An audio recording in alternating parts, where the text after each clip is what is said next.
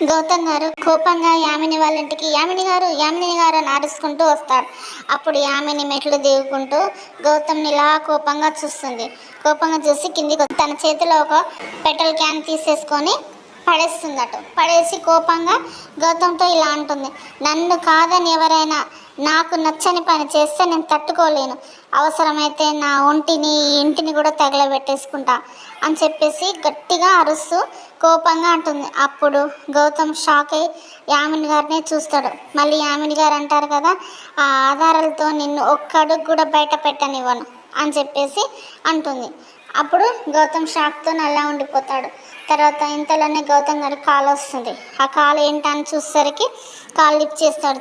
Lift చేసి hello అని అంటాడు కదా, ఏంటి కంపెనీలో ఫ్రాడ్ చేసిన వాడు స్టేషన్కి వచ్చి లొంగిపోయారా అని చెప్పేసి అంటాడు. అప్పుడు యామిని వాళ్ళ భర్త అలానే చూస్తారు.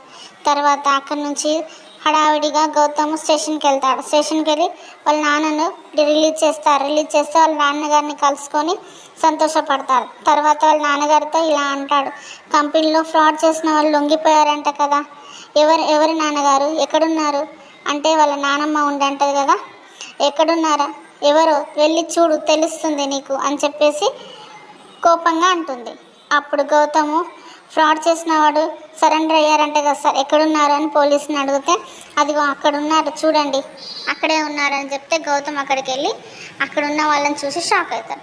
అసలు అక్కడ ఉన్నది ఎవరు, కొంపదీసి అహల్య అయితే లేదు కదా. ఎందుకు అంటే అహల్య కార్తిక్ని కాపాడటానికి ఆ నేరము తన మీద వేసుకొని 2 విధాలుగా ఉపయోగపడుతుందని చెప్పి యామిని చెప్పిన ప్లాన్ ప్రకారంగా ఆ నేరము తన మీద వేసుకొని ఆ ఇంటికి గౌతమ్కి దూరంగా ఉండొచ్చు కదా అని చెప్పేసి కొంపదీసి ఇలా చేస్తుందో ఏమో.